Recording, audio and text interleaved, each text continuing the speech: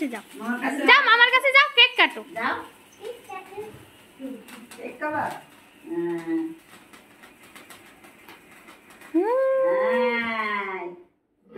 Cake ভালো খায়, তখন আঙুল দিয়ে তুলে একটু কাটছিল। তাই নাকি?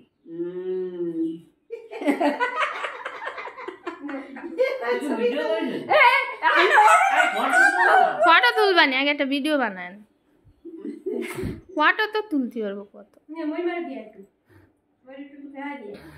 তুমি বাইরে দিছো খা।